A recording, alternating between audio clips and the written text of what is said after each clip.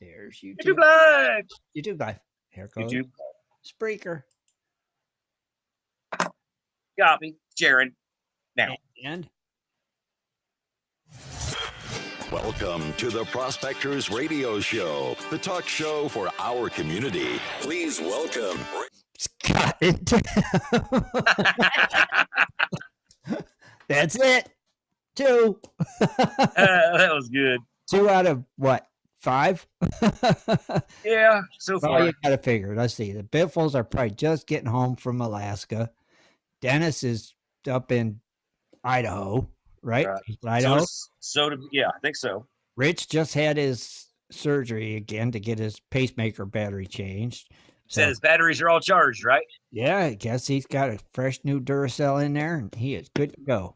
So he's a little sore, so he's just going to take it easy tonight. He's probably listening, so Rich, if you're listening, feel better. We was talking earlier, me and Scott, about that. They should come up with some kind of wireless charger to charge them batteries. Yeah, but I told you, it's the money. Oh, I know of that, because how much does the surgeon make for that? Probably like $50,000. And I mean, folks, can you imagine having a pacemaker put in at 30, 35 years old, and then you have to get cut open 3 more times in your life to put another battery in? Right. They can charge a phone by just placing it on a pad. How come they can't have a battery in there? You just put a pad to your chest and recharge it, right? Right. I mean, of course, what I was telling Tim, though, cancer costs a lot of money, but if you're a heroin addict, it's free. That's right. So go figure. I'm just saying, they can. Yeah. They could put because your cell phone charger will charge through this hard plastic case and everything else if you lay it on it. You're telling me that it won't charge through a thin layer of skin to charge a battery? And a little bone. Just saying, yeah. I'm with you on that one. I think they should do that. And then, like you said, you could just lay down and slap that charger on your chest, and bing, in an hour, you're back to good. Lisa goes, are you saying he's thick-skinned? I'm just saying. It should work. It should be that way. Yep. I mean, come on, guys. It's 2021. We got everything everybody's like, we're technological blowing out. You know what? We ain't technological blowing out crap because people are making too much money on letting the technology out. Yeah, it's kind of crazy. It's what it is. And if you didn't know by now, folks, that stuff irks me. And like you said, that battery probably is about $1.99 that they charge it probably 20, 30 grand for the insurance company. It's like, wow, that's they put one of those good watch batteries in there for you.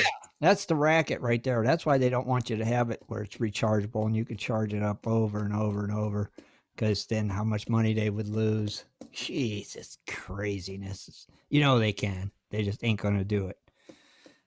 It's like, what's funny is because I've learned in life that doctors take an oath to save lives and things like that.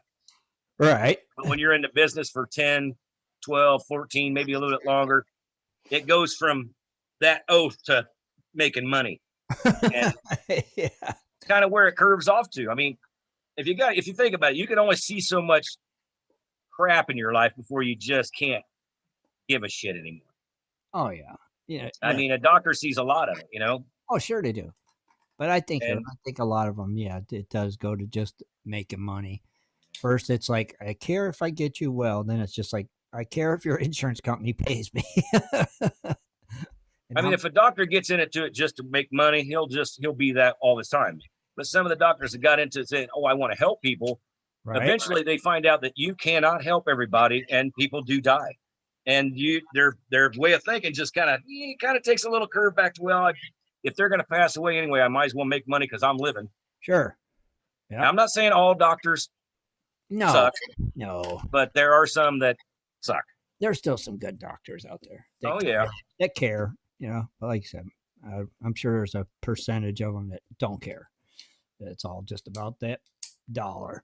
Yeah. Yep. Well, look at I'm not going to get into the COVID thing, but right. There was a couple of dollars made there, boys. Example. Yeah, right. We won't go down that road, but you're right. Good example. Uh-huh. Yeah, I come in from last month because you guys said I had bronchial no, it's COVID. That's right. Yeah, that's the way it was. Get extra for COVID. Yeah, a lot of extra. That's right. See, That don't go to the hospital, folks. it's a racket. It's a racket. Just saying. Hey, I've been just saying. That's right. It's all about that pharmaceuticals and stuff like that's the real treasure right there on a pharmaceutical business. Good Lord. Well, you know what's really funny is because I know it's illegal in Canada. What? Weed? But I think we are the only country that runs pharmaceutical made up crap on TV as a commercial. Commercials? Right. Geez, that's all there is on TV. Yeah. Oh, I'm sorry. If you feel like you're tired and your legs hurt, well, you could have this. Try this. Hygiene, whatever name it is. Ask your doctor about this. Yeah. Ask your doctor about that. And then the other half of the commercial is telling you what can it do to your body. The awful side leakage, blood loss, you got nosebleeds, headaches, chronic stomach sickness. Yeah, it's like really? I don't want to take that stuff. The side effects are worse than the problem you're having. The thing is the people that go, oh man, I think that's what I have. They don't listen to that last part. No. I mean, if you listen to that last part, are you really going to go and ask your doctor, hey, what about this new drug? Well, we're getting paid to spoon this out. That's why they say it so fast, like a car salesman. Possible side effects is diarrhea, dizziness, headache, and that's it. Boom. You don't hear it. And you just go on with it and ask your doctor about it. You know what's really funny is it sounds so bad. You could say diarrhea. That's one thing. But when you come up with anal leakage, what is that? Right. Driving home one day, going to get a hamburger, I got a giant spot in my pants because I didn't know I was crap myself. That anal leakage. That's no. That's why they don't want you to read side effects. Yeah, I know, right?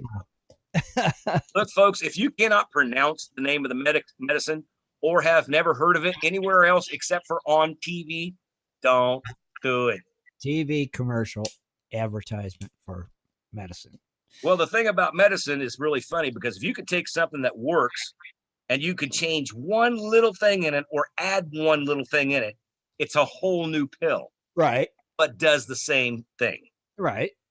So, I mean, like I said, I think in Canada, it's illegal for any kind of drugs to be advertised on a TV commercial. Probably. I don't know. And which I think that's the best way to do it. I mean, if you come into your doctor and you say, okay, these are my symptoms, you know what? There is a new drug that just come out for this same stuff. I could see that happen. But then you got people running in there, seeing it off TV. Oh my God, doctor, this is what I got. I'm for sure. Sure. And that's what I want to take. I'm like, shut up with that crap. Yeah, ask for it by name. You know, I mean, it's crazy. Remember back in the day when we used to call it, when you like got 35, 40 years old, you've been working hard. You're like, oh, my muscles ache kind of a little bit here and there because, you got to stretch them out in the morning and get them going. And then all of a sudden, fibromyalgia come out of the woodwork. And people's like, yeah, that's what I got. I'm sore all the time. I'm like, really? Because the ones I've seen that has fibromyalgia the worst, don't get off the couch that much. It's arthritis is what Yeah, it is. Yeah. But people, I know there's some people out there right now. Well, it's real. It's in your freaking head. It's called your body. Yeah, man. Your body aches. It's just part of life. It was like I got off the couch and walked through Walmart. My legs hurt. Well, yeah, you ain't been off the couch for 4 days. Yeah, their legs hurt, but they was riding a scooter. My legs hurt. I went. Yeah, with their kid riding another scooter behind them. I love to see that class act. That really gets me so red. I can't even believe it. I know. I just shake my head. That's a story for another day. But anyway, man, oh man, what? We got some rain. Did you? Did you see that? I've seen that this morning, right? I seen it. Looks like you got a lot of rain. That is the Aqua Fria. Unfortunately, where my claims are is on the other side of the highway. It's just got a little bitty creek running through it like it ain't nothing. I'm like, that's weird. You think it would be like rolling through there. Well, like I said, this wash over here to the east of me gets more stuff from like Flagstaff and Camp Verde and stuff like that. And the one that I'm on actually comes from like Turkey Creek, Prescott, Kingman, that area. So it's two different areas. if the one don't get the rain, the other one don't run. So that's craziness. But there was a lot of water. Oh, it's still raining.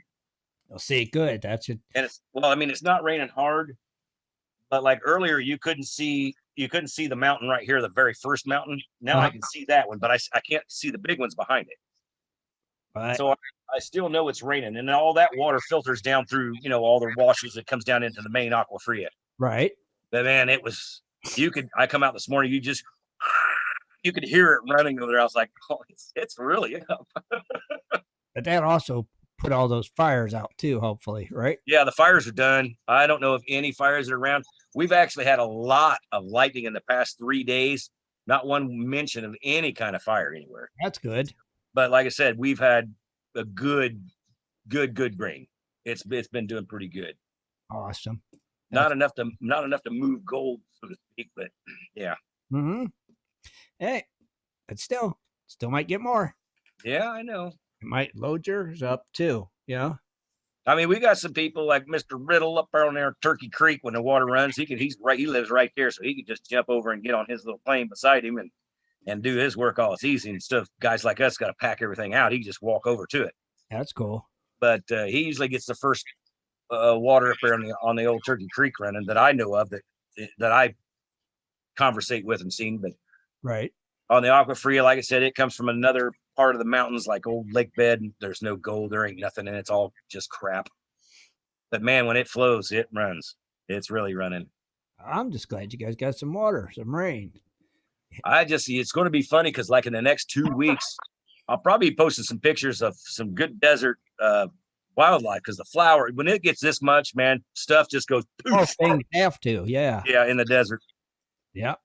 And it was really funny this morning. Lisa come back from walking the dog, and she said, she woke me up. I'm like, what? She goes, there's something out here making a sound, and it sounds like it's in distress.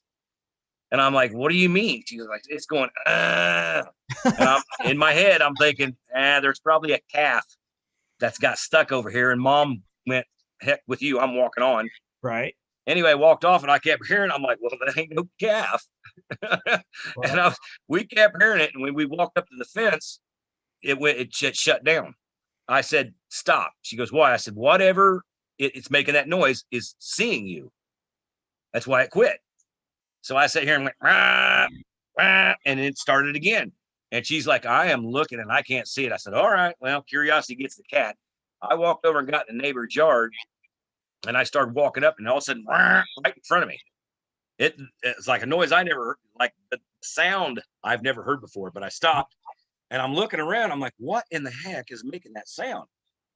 And then I look in this little bitty square cement old foundation, and it's flooded. There's 3 frogs in it. It's frogs that have been hibernating that come up. Oh, wow. Because they come up, they got to mate, they got to do their thing, and they go back down. Mm-hmm. It was a toad. I don't know about a frog, but it was a toad. But this thing made a noise you could hear 40, 50 feet away, easy. Wow. So big old desert toad. Yeah, man. He was I was like, Jiminy Christmas, man, you're a loud son of a gun. That's crazy. Man, like I said, when I first walked up, there's a littler one that made the sound, and I stopped. But then the big one started making the sound. I'm like, man, you are loud. And I thought to myself, it has to be because there's a well there, number one, and the aqua fria is flooded right now. So that means his well is flooded too. So the only thing I can think of is like the toads that was in there hibernating in the mud and along the walls and stuff like that.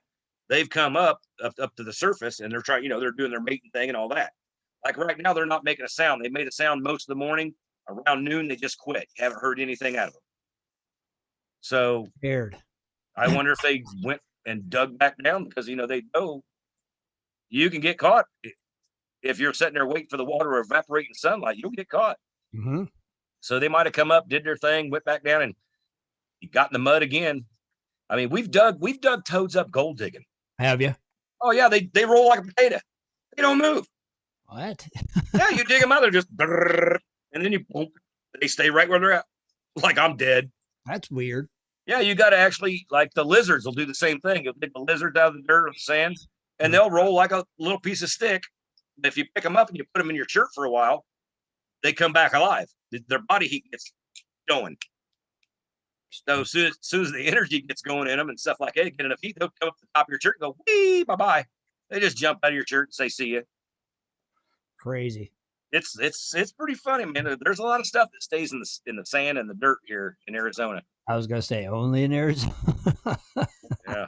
Whip spiders. That's a cool one too. Whip spiders are weird. They looks like something you'd see out of a movie. They long legs and stuff like this, and it's a spider. It's got scorpion pinchers on it. What? Oh, it's a really weird son of a gun, man. I'll have to send you a picture. Yeah, I want to see a picture. And I think there was a picture I posted on Facebook a long time ago, but man, that's been a while, like 5-6 years ago. And then there's some scorpions out here. They're like, not like the little ones you see all the time, but like big ones, like your thumb.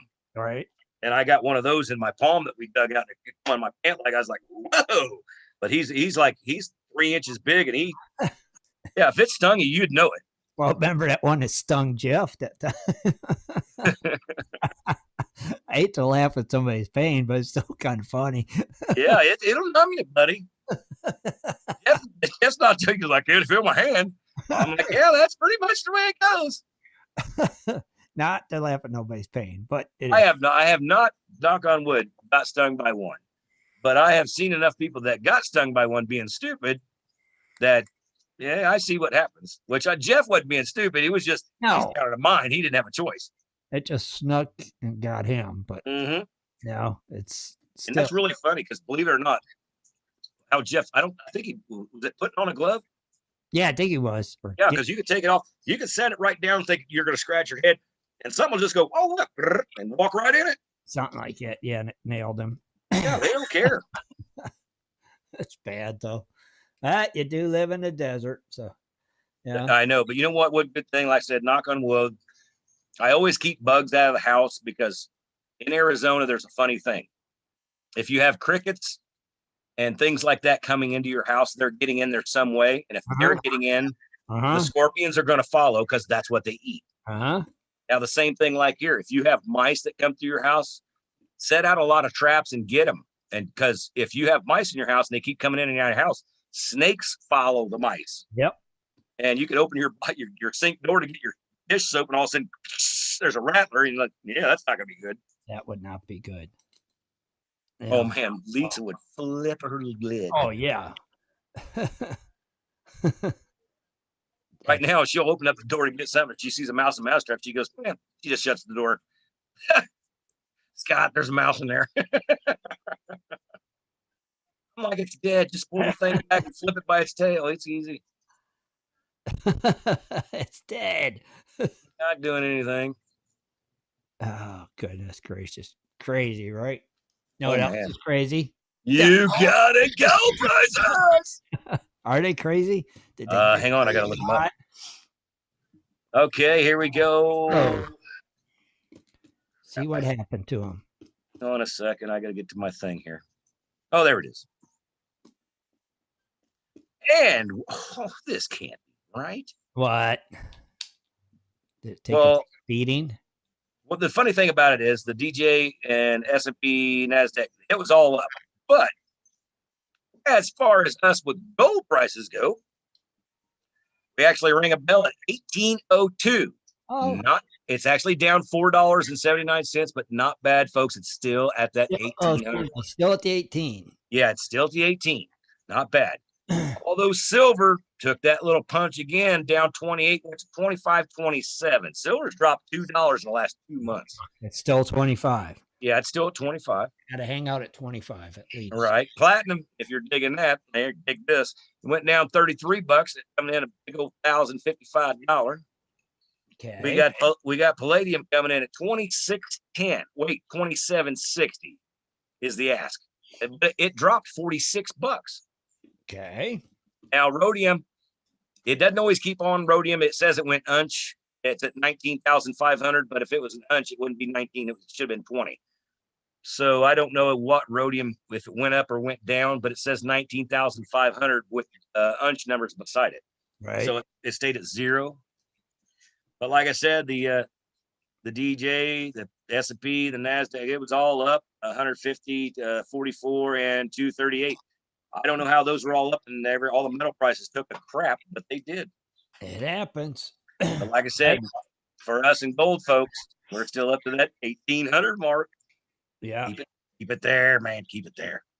Yep. And Bitcoin went up $1,001. Bitcoin. To $35,273. That's right. Bitcoin, baby. I'm not investing anything that is not tangible. Oh, God. You're one of them people.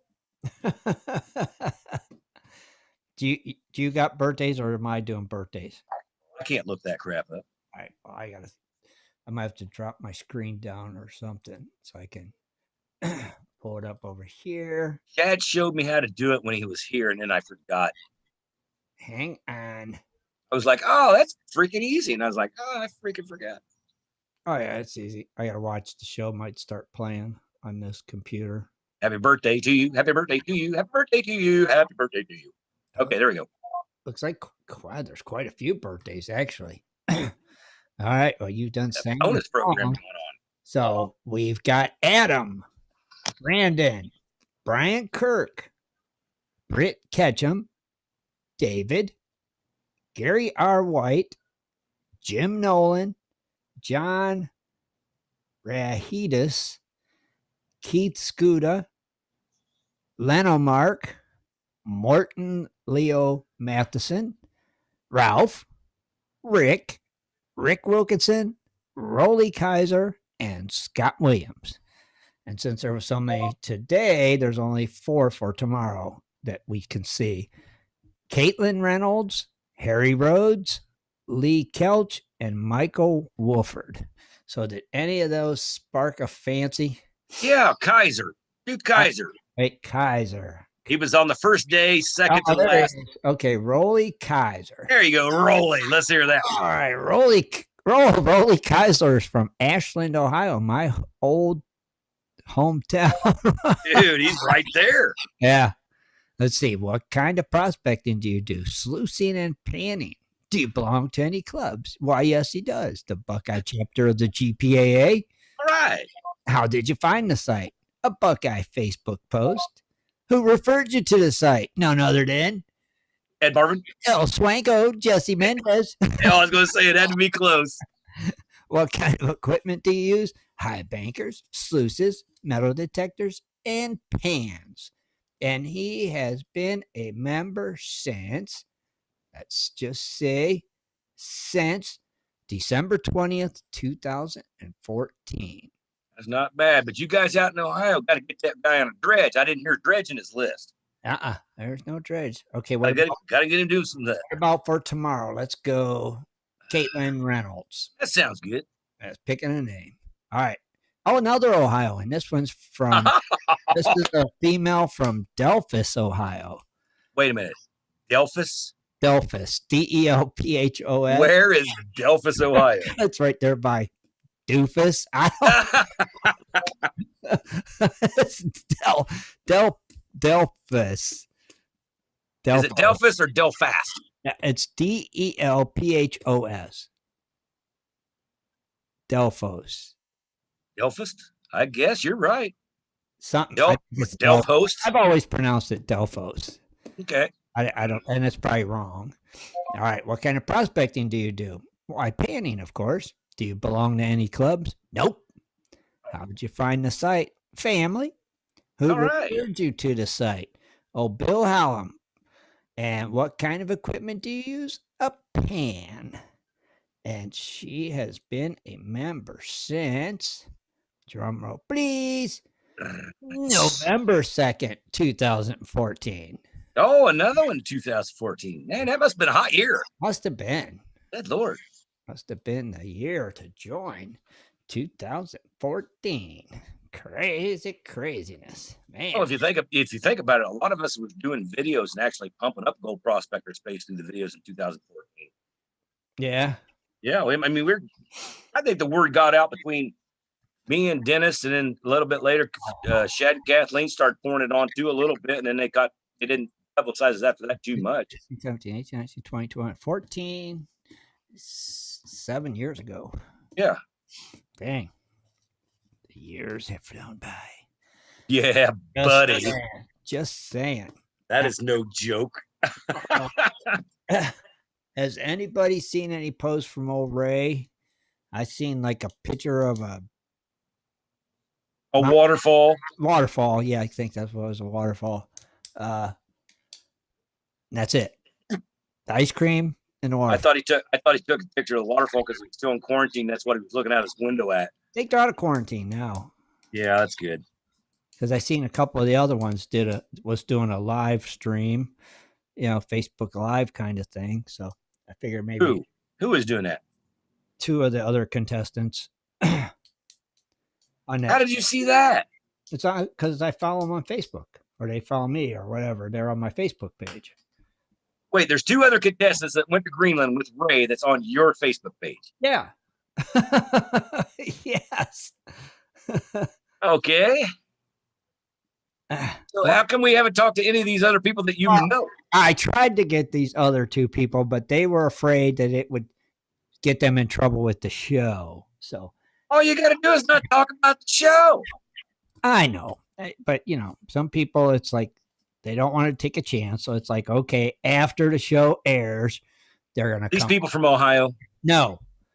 No, why? All right, because I was gonna let go on that one. Think it's an Ohio thing? I was figuring. Well, it can't be an Alaskan thing because Ray don't care. No, Ray don't care. But like I said, all you got to do is not say what you're doing on the show. Right, you just can't talk about the show. Yeah, we know you're in Greenland. Yeah, because you're posting it all over Facebook. You're not going to say, "Well, I just found 100 ounces today," because that's going to rook your show. So right. Ray's not; he hasn't done that. But these other ones, like I said, and so it's like, just don't talk about the show.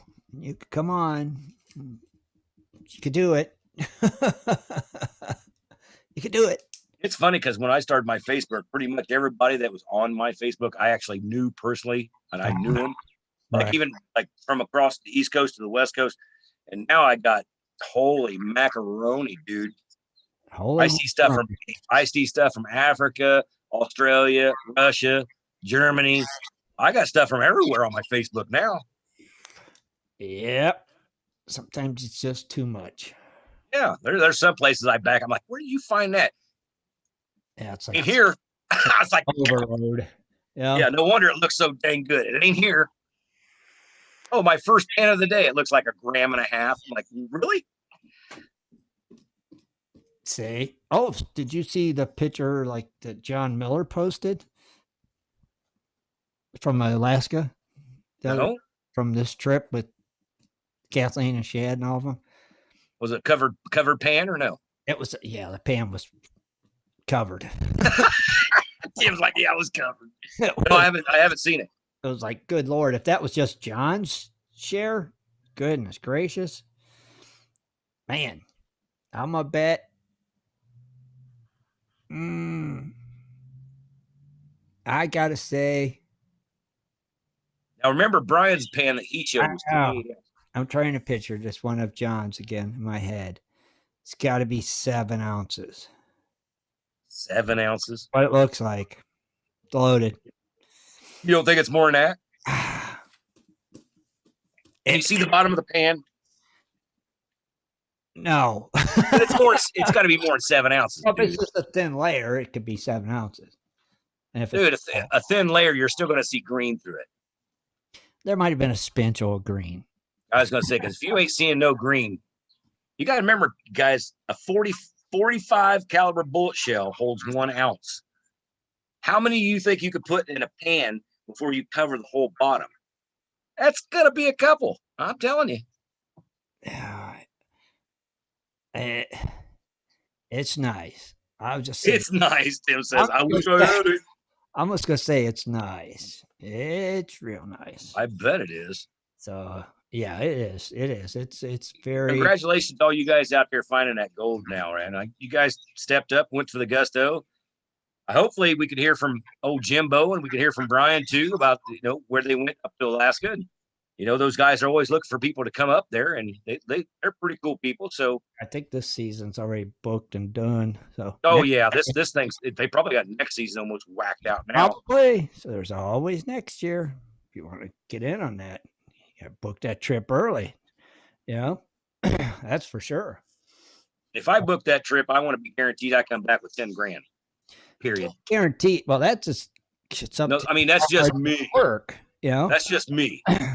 I would just like to cover the amount of the trip to where you're actually getting to go for like free. You know, that free.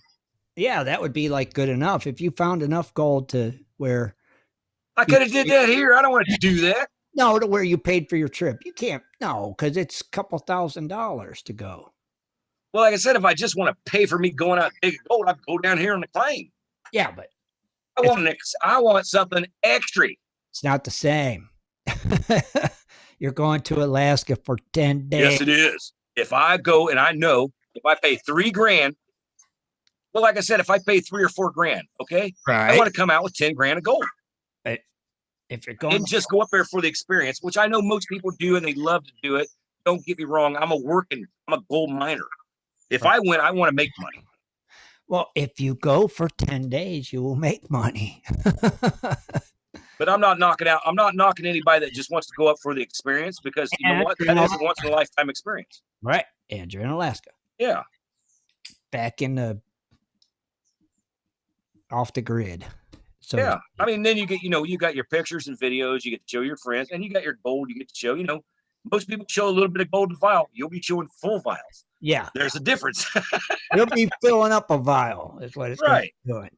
Not just me. I just, like I said, if I went up there, I'd be like Brian. I'd like to work on the big dredge. If they make money, I make money, that kind of deal. I would be totally cool with that. It'd be awesome. Do it. You should tell them that.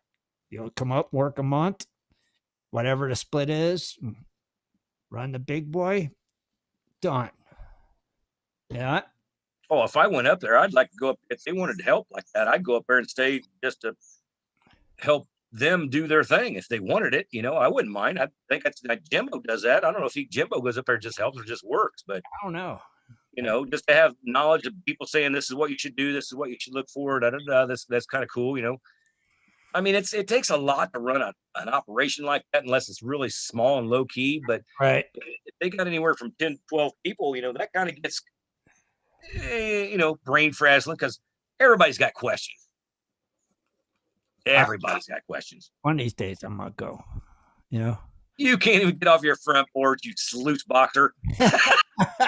No, I'm serious. I'm going one of these times. I'm going. I'm packing a bag, and I'm going north to Alaska. I'm gonna play that song the whole time I'm going. I'll tell you what. If you go, I'll go with you. All right. I remember, everybody. You guys heard him say it. What's today's date? July 25th. Yeah. 21. If I go, Scott said he's going too. Okay. Yep. All right. And me and you're going to work a dredge together. I'm down with that. It'd be fun to be me, you, Dennis. Yeah. You just better remember what Thomas Pennyweight Fowkes told you about me. What? Did you drink all beer? You better go back and listen to the interview again. Did you drink all the beer? There wasn't no beer down there. We worked. I told Thomas, all you got to do is just dig out of the wall. I'll take care of the rest. Okay. Well, he's like looking like, you do this every day. I'm like, yeah. I'm in. I'll do it. No, I work. Like I said, I dig. If I'm going for gold, I'll let you dig for 6 hours. I'll dig for 6 hours. We'll sweep for 12. I'm fine with that. If I'm getting that kind of gold, I'm in. You know what? Dennis needs to go there too. You know what? Dennis just needs to go there one time. He needs to experience that part of Alaska. Yeah. This is experiencing his own Alaska, I guess, in Idaho. All right. Of course, if we see an actual count. Is he in Idaho? I think so. Yeah. I haven't heard crap from him, so he's got to be there. I think he left last week, right? That's what I thought. Yeah. He didn't make the show last week because I thought he was packing to leave to go to Idaho. Right. So right now he should be sitting in his rock on this claim. His rock. That one that looks like a recliner. He should be sitting in that. It's funny. And it's some gold. And we'll see. Well, that's what I wonder. We'll see. I just wonder, is he there? And is he? But it don't open yet, right? On his claims. It's supposed to be open now. I think it's July. So does it open? I thought it opened like August 1st or something. I thought it was I thought it was like the middle of July to something August. I can't remember now. It's weird. That's all I know. All I know, when I was up there, the permits weren't there. What I was told you can do, I was like, I was not happy. I just wonder. Oh yeah, I was not happy with anything there. I just wonder. And especially what the law told me face to face, which I'm not caring what anybody else tells me. I was there, standing there. I know what I heard. Well, if it's what you hear, you got to go by it, or you're the one getting the ticket. Yeah, I'm freaking in Idaho, not Arizona. Right. If I was in Arizona, I'd just scrub it off and go home. Right. A little far away to be scrubbing anything off, Yeah, you got to kind of play by the rules. Yeah, like I said, everything just made me too nervous. And I'm not saying it's all Idaho, because that's one river that's just, they fight over all the time, and which is stupid that they do, because I don't know. Right. Look, you got sand benches, okay? Mm-hmm. They've got thousands and thousands and thousands of dead mussel shells on these benches. Mm-hmm. I mean, millions. Right. Because the animals ate them. They just die from the sun, this and that. But if you go dig in a sand pile, they're worried about the mussel that they don't do anything with. They don't care about. It's just a bull crap, stroke you off ploy to keep dredgers out of the water. They're mussels that don't do anything. Why are they so concerned with mussels? Because it's an animal that they can say that it's protected. That's the only reason. Why is it so protected? It's a mussel. Yeah. Well, guess what? If it was a mussel that was overtaking the lake, I bet they'd get rid of it really quick, wouldn't they? Right. Yeah. Yep. Oh, this is invasive species. It's killing this. It's killing that. Oh my God, get rid of it. But no, since they want to play that whole, it's the creek, whatever river that crap was. I can't even remember now. It makes me so, I can't even think straight. But there's just stupid stuff. And then there's organizations that decide your dredging permits and all that shouldn't even be in the process. Mm-hmm. Like the water board. Why would the water board? It goes in my dredge, out my dredge, back in the creek. That's it. Say weird, right? I mean, really, is people drinking out of that creek? Mussels. No, it's mussels. What? You're just going to be relocating them anyway. I know, that's why. Yeah, a mussel goes up through the thing, goes right back out the back. Yeah, fish does the same thing. Goes up through the hose, out the back, goes right back around. Goes, whoo, that was fun. Let's do it again. Yeah. Okay. So the mussels clean the water. They're like filters. They're nature. Is that why they're buried in the mud? Yeah, they're nature's filters. They're whatever. Coming up and they're going woo, and they're filtering the water. But still, there's billions of them probably down there. They're this big. All you're doing is moving them anyway. You're not killing them or keeping them. No. Look, they're this big, not they're like Indiana, Ohio mussels. They look like little clams. Yeah, like a little quarter or a nickel. Yeah, we call it raccoon food. Yeah, raccoons eat the crap out.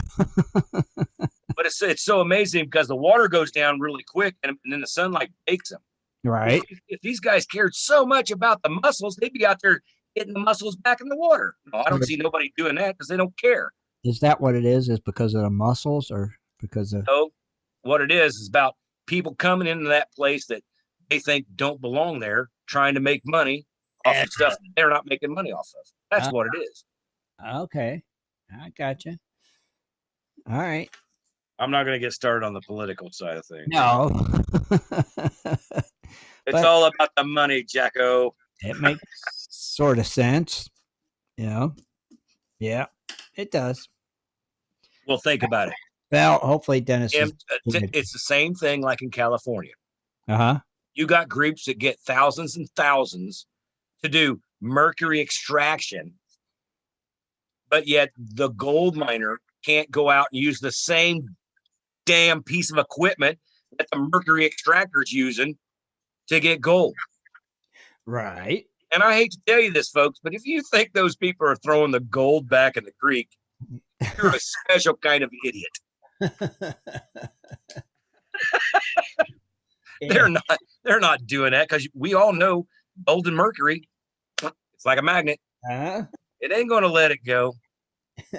Yeah, you can pull my leg, but don't tell me something's got my pants. It's just crazy. I hope he's dredging. I think he'll be doing good, I'm sure. I hope so. He showed a couple good pieces, I think, from last year. I can't remember what it was. I think it was he might have sent me through my messenger or something. Oh, but really? He showed a couple good pieces that they found, which wasn't too bad. But I was like, well, where's the other stuff, dude? You're supposed to show us all when you got it cleaned out. Yeah, that's what I'm saying. And we never did see that. But still waiting on that from last year. Right. Wait, year before last, because last year. No, it's actually a great spot where he's at. He's actually got some good claims. I'm not saying they're going to be great claims, because they might have been dug before. They might have been, different holes here and there. You got to pick where you can get. Right. But as far as like the water lays, the water, how the water goes and everything like that, he's got the perfect bends to him. Well, they didn't get last year because of COVID, right? Yeah, I don't think so. No, I don't think they went because COVID shut everything down. Right. So it should be a good year. Yeah. And he's got one claim that he was doing the year that he came up there that I was there with him. Right. That claim that he was digging on, that was a good bend right there, that actually coming out of the bend's got a lot of just like big rocks just been dumped, because it gets wider.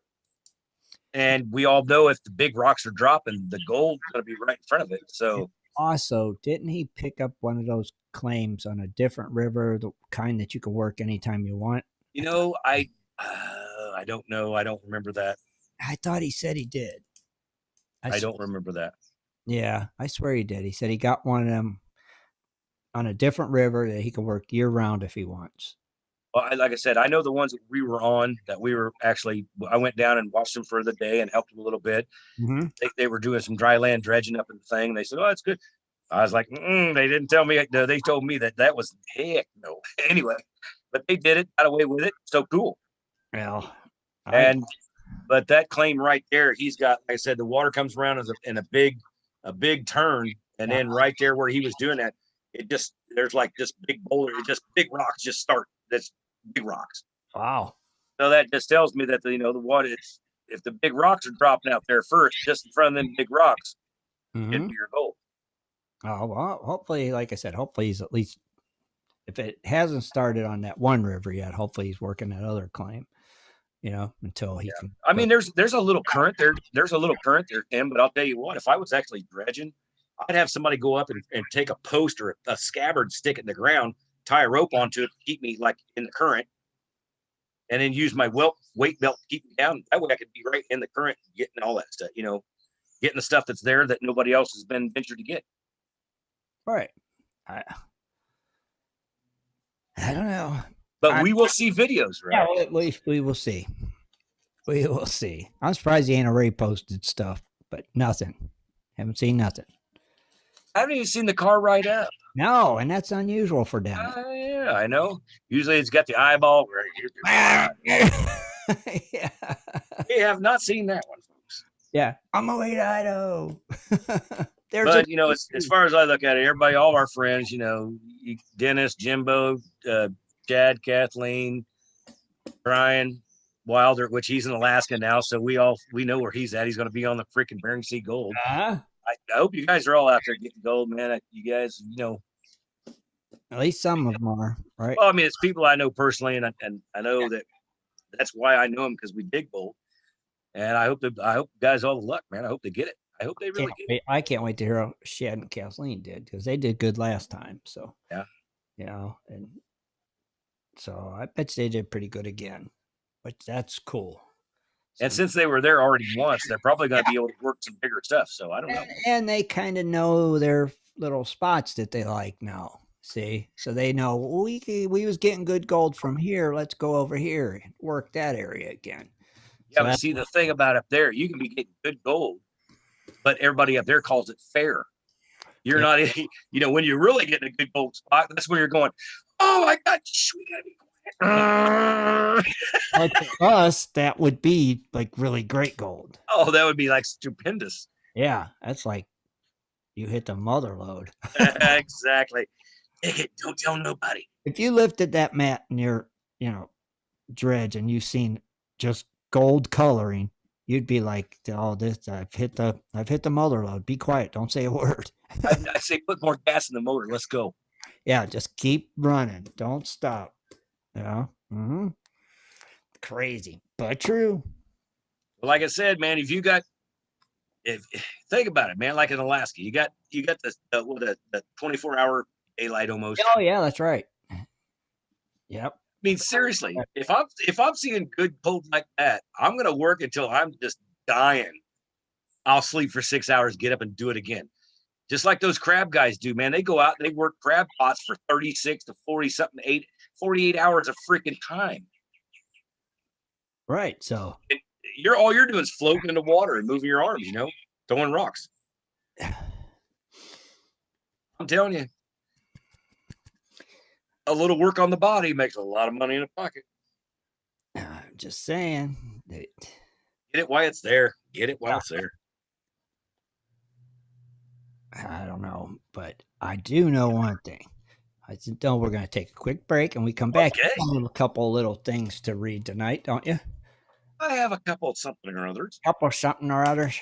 Couple something or others. Couple something or others. All right, then we will be back in a few minutes after these messages. Roll that beautiful beam footage. Rolling Do it. you like to mine for gold? Enjoy prospecting a nice crack in the bedrock? Enjoy getting outdoors to camp, fish, hunt, and hike on your public lands? You plan your trip, load the gear, grab the dog, put the family in the truck, and drive off to a locked gate. A sign says you cannot enter or access your own public lands. Mining claims and public land owned by we the people are being designated as off limits by our own government every single day. Are you concerned about the direction our government is going? Are you tired of seeing no access, no entry signs on your lands? We are, and we are fighting back. We are AMRA, America Mining Rights Association, the fastest growing small mining advocacy association in America. AMRA is a 501c3 not-for-profit formed by miners, hunters, off-roaders, retired military men, and women to stop the insanity. AMRA was formed to educate, unite, and help the small miners and public land users on their rights. Rights given to us by God. Do you want access to great mining claims? For a small tax-deductible donation to their Miners Legal Fund, your family gains access to proven excellent mining claims across America for an entire year. AMRA challenges the USFS, BLM, EPA, and the other agencies intent upon stopping you from enjoying your own lands. You are who pays these people's wages. It is time they listen to us. We need to unite. And that is what AMRA is doing. As you sit here right now, thousands of acres of public lands are being closed, locked, and blocked from use by you. Are you fed up yet? Join us. Get in on this fight and let's restore America to what our families fought and died for. Freedom.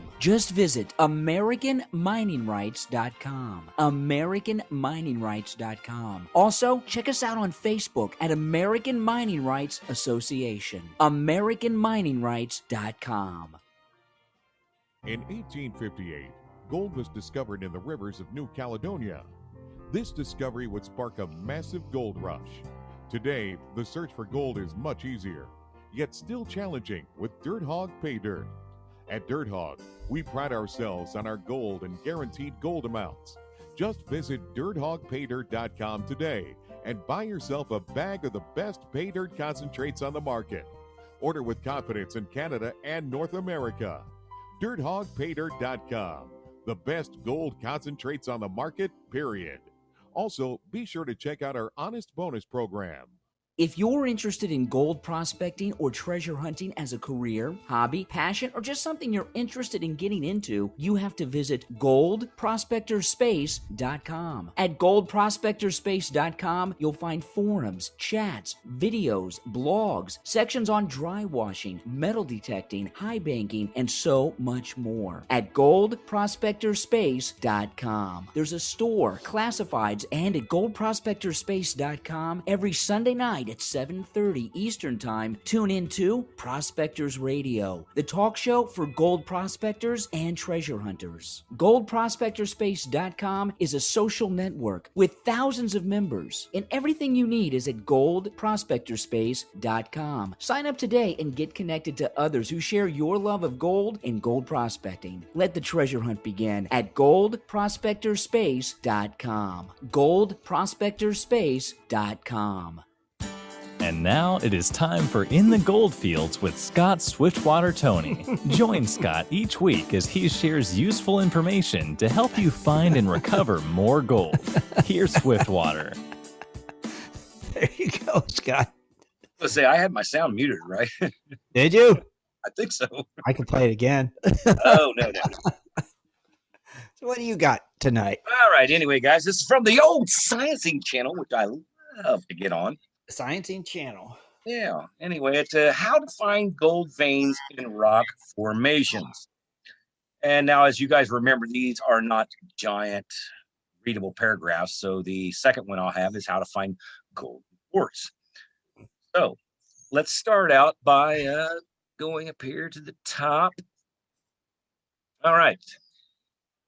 Professionals generally obtain gold through mining or sluicing, while amateurs often pan for gold or try to find nuggets. I like that. I do like that part. Yeah, there is a lot of amateurs that think you could just walk out like you're hunting for arrowheads, go, oh, look, there's a piece of gold. Doesn't happen like that, folks. It's not big enough. Throw it back. Looking for big old nuggets. Anyway, however, it is also possible to find gold veins and gold mixed with solid rock formations, usually quartz. Once you find one of these veins and collect specimens, the gold can be extracted from the quartz matrix. However, many people enjoy making jewelry of the gold streaked quartz just as it occurs naturally, which I think that's really the best jewelry you could actually have. What? Like have actually something polished quartz with gold in it. Yeah. Because cool. number one, you're not going to bend your gold, and you're not going to wear the rock down. So it's always going to be a good piece of jewelry. Mm-hmm. In my opinion, I love that. I love the piece of quartzes that's been what they call cabochon. Like they look like they're cabochon cut, and they're really polished. You can see the gold veins going right through all the rock. Yes. And what's really good is because that gold vein goes clear through the rock, so you're not cheating yourself just with a gold streak. So I think that's a good piece of jewelry. Oh, yeah. Anyway, research potential gold-laden sites and decided on one to visit. A sample online search will give you some leads as to where you're most likely to find gold. Let's see. Visit the site you picked in step 1. Bringing your hammer, chisel, water bottle, toothbrush, and optional metal detector with you. Now I'm going to switch that list around. Okay.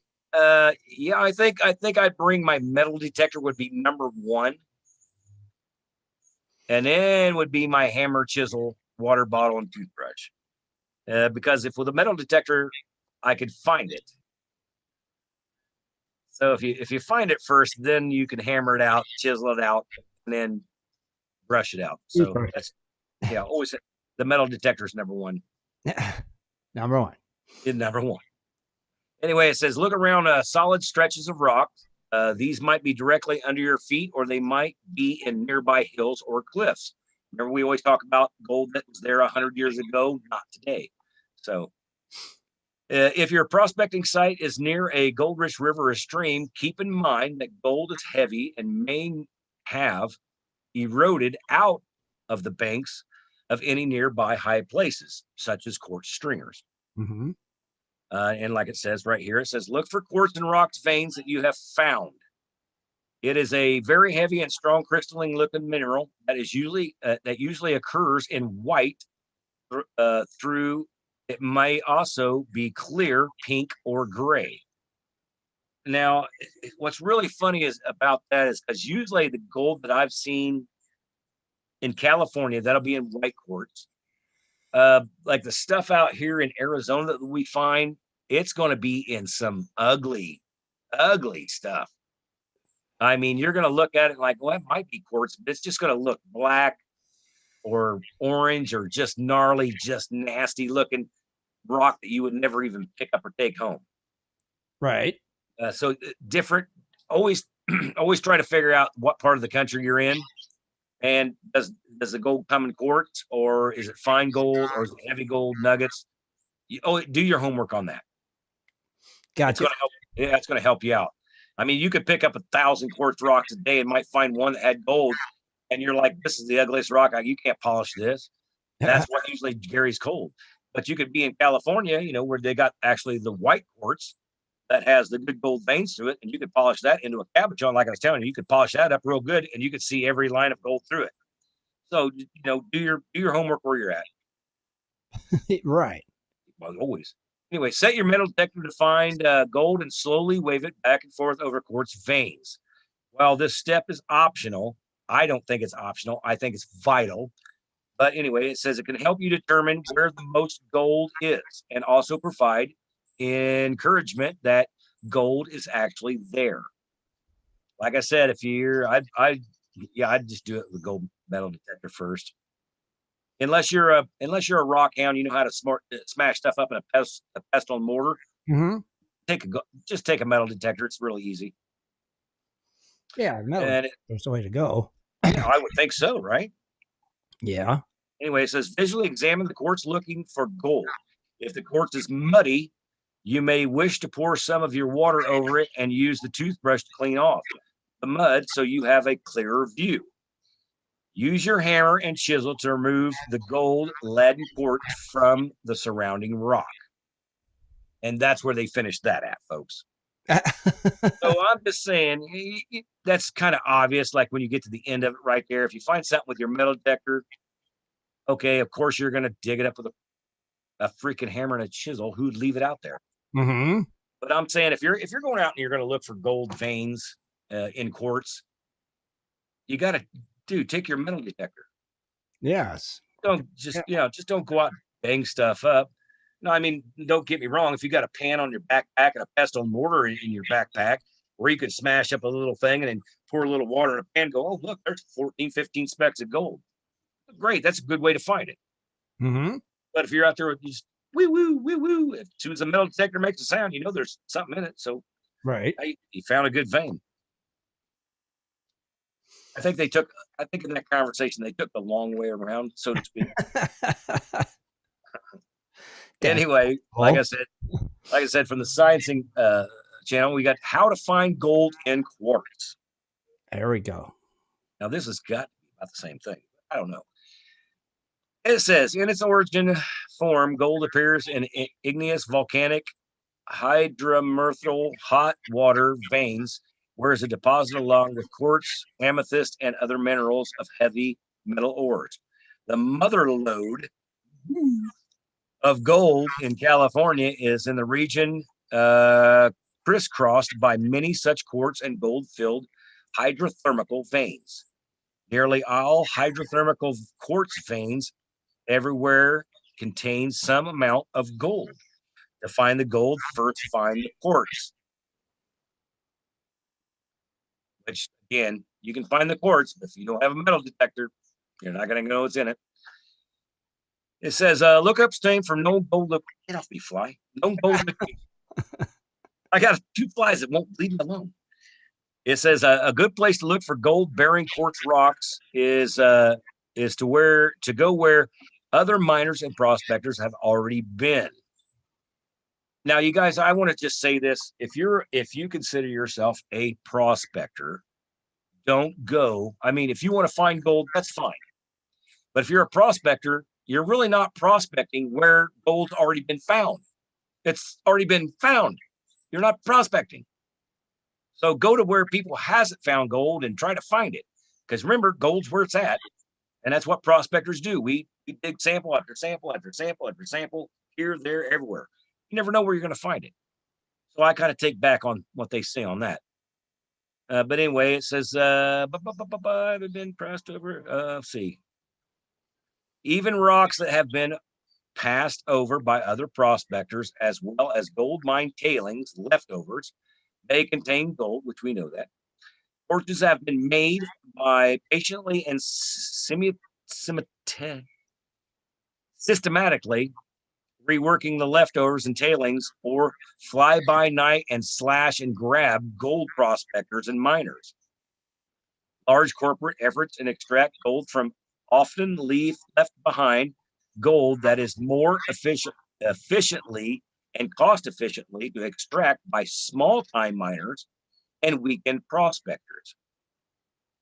So if you don't really know what that means, folks, what you're saying is people like us, we can actually go out to where these guys had big mines that were looking for the majority of the gold. And in their spoils piles, we can find enough gold to make our year. It wasn't worth them to take it out, but it was certainly worth our time to take it out. Well, yeah. So, I mean, you got to remember, you got a multi-million-dollar company. They're just looking for the good stuff and they want it right now. But they throw trash out that's got gold in it, and we can just wait for it to decompose. We come by, throw it through a dry wash or a sluice box, and like, holy cow. So, I want some golden quartz. That's what I want. I got one piece that took 25 years for me to find it. Are you? Yeah. Anyway, it says generally gold originates upstream from places where it's actively panned and has been historically panned and sluiced from sand and or gravel deposits. Look for gold and gold-containing quartz rocks in areas where the volcanic hydrothermal activity has taken place in the geologic past. These include the regions around old gold mines and rock outcrops upstream from the placer gold deposits, where the gold is eroded out of its bedrock, washed downstream, and accumulated in and near stream channels. So what that's always telling you is something that I've been telling you for a long time. If you're finding gold, and you gotta monitor your gold, folks. If you're finding really flat pieces of gold, it's been rolled, banged up and stuff. If you start finding quartz pieces of gold, start going upstream. That quartz pieces of gold is not coming from very far away from you. And when I say very far, it could be 5 miles. I'm not saying it's going to be like, oh, it's right there next door. No. Just follow it up and just keep panning. You keep finding quartz gold. If you run out, back up. Yeah. The quartz gold is coming out of something that you passed. So this is when I would say now start really taking a look at your side banks, quartz veins, granite rock, anything that you know that carries gold and what gold's in. That's what I would say start looking at the best. And that's where we're gonna find the mother lode proverbial. Mm-hmm. Is when you find where that quartz gold is actually coming out of. That's what I yeah, I bet. Like 3 of them. Greedy. I just want one. I'll take 3. I want one. Just one. Anyway, it says examine rock outcrops and fractures. Rock outcrops and rocky areas are often good places to find a lot of quartz and gold. Quartz appears in a variety of colors, including amethyst, depending on the mineral impurities it contains. Quartz has a massive crystalline appearance, which can be white, yellow, pink, purple, gray, or in my case, black, which like I said, it looks ugly, black. Yeah. Yeah. Gold occurs in between these other crystals found in quartz. Look for gold in quartz veins in areas where the bedrock is fractured by tectonic and volcanic activity. Fractures and cracks in the bedrock form ideal pathways for superheated water and stream under pressure to flow and participate out of their dissolved mineral and heavy metal loads. Gold is deposited by precipitation along their fracture edges and walls, active glacier gold basins, and an old extinct geyser. I seen that wrong. Active geyser basins and old extinct geysers are evidence to such hydrothermal activity. So they're saying that gold, man, you know what? Can you imagine how hot that water would be for gold to travel in hot water? No. Holy cow, are you kidding me? It's melting the gold. Oh, huh?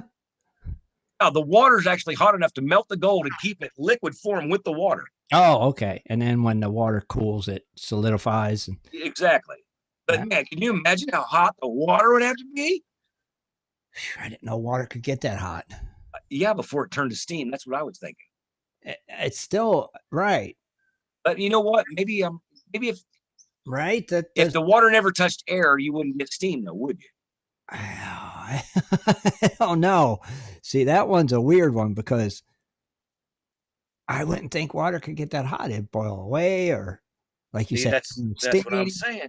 But if it didn't, you know what? It's really funny. If it did get the steam, then it wouldn't be traveling on water trails. It'd be traveling on steam trails. Right. Well, I mean, a tunnel's a tunnel to a rock. Yeah, it's weird though. It can either be water or steam, but if it's boiling that hot, it's got to be steam. Yeah. Yeah, I see. And then I would think steam would evaporate still at a certain point. Well, it has to hit air to do that. Yeah. If you're in a rock tunnel and there's no air. Wow, that's a weird one. Yeah, I'm just saying. I'm not a science guy, but it just doesn't, right? It does. Is it just me, or it just doesn't? No, I'm a science guy and I got questions about that. I'm just thinking, how? Yeah. But it can't happen, I guess. I would like to see that experiment. Right. I wonder if they could do that, do that experiment to where you could see it. I want to know. And this next little article, it says use a metal detector. Come on, folks. We all know that. In gold bearing rocks and stuff like that, always try to use a metal detector. It's going to just cut your search down. Right. Anyway, it says examining the quartz for gold. It says look at natural cracks and lines in the quartz rocks that you may find and examine them carefully because gold often occurs along such linear structures. Gold is easily to spot in white quartz. Yeah, I would say probably right. Use your geology hammer and a sledge to break open quartz and potential gold-bearing rocks and place an iron or steel anvil in a large flat pan to prevent loss of rock powder and contain gold. The wind's that good, it's going to blow a pot off your freaking rock. And it says, look for large pieces of gold that may collect manual in the pan with your tweezers. Sieve the pan for the smallest fractions of crushed gold-bearing gold. To extract the gold, employ standard placer gold panning methods to extract small gold nuggets. Come on, really? You don't know how to get a nugget out. Anyway, and gold dust from the pulverized rock.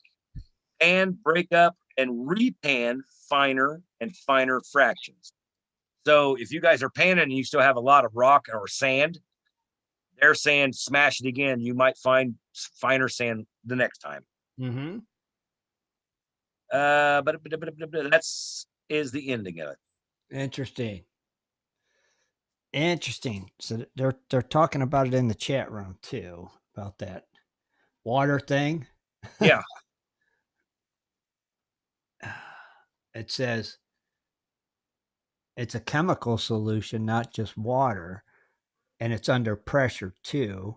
Well, that's what I said. It raises boiling water the boiling. volcanic activity. Yeah, raises the boiling point. Right. And like I said, if you got the boiling point in water in granite, there's not oxygen in there. I mean, doesn't water is H2O, right? The O's oxygen. So I guess when the hot water actually hit the oxygen, that's when it would become steam. But would it become steam through the granite rock? I don't know. See, but and even they said, even mud can boil underwater. It's, of course, mud's underwater. Come on, guys. Science. Throw me a phone here. Well, yeah, mud, but you can't have mud without water. But underwater mud can boil. Well, yeah, for volcanic activity, right. So, mud is still ground. Right. So I'm just saying, it's Water is water.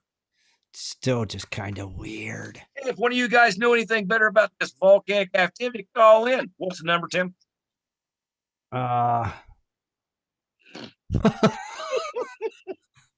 Here, wait a minute. Wait a minute. Hold on. Don't I have that no more? Oh crap. Oh my Lord. Oh, because we lost our one thing. It's 419-520-7574. I think that sounds right. It is right. Yeah, if you guys know about this volcanic stuff, I'd like to hear about it. Yeah, me too. 419-520-7574. Yeah. I'm a science guy, and I know quite a bit about volcanoes. Not me. But I just want to know, because I've heard oftentimes that gold traveled with volcanic hot water. Interesting. Not magma, but water. And see, like I said, back in the day, we always had the occurrence that, There's somebody calling. All right. Maybe they got the answers. Give us some stuff here. Give me some answers. All right, caller. What's your name? Where you calling from? And do you got these answers? Hey, this is Jamin. Jamin, what's happening? I don't. Pretty soon we're gonna be going on a adventure.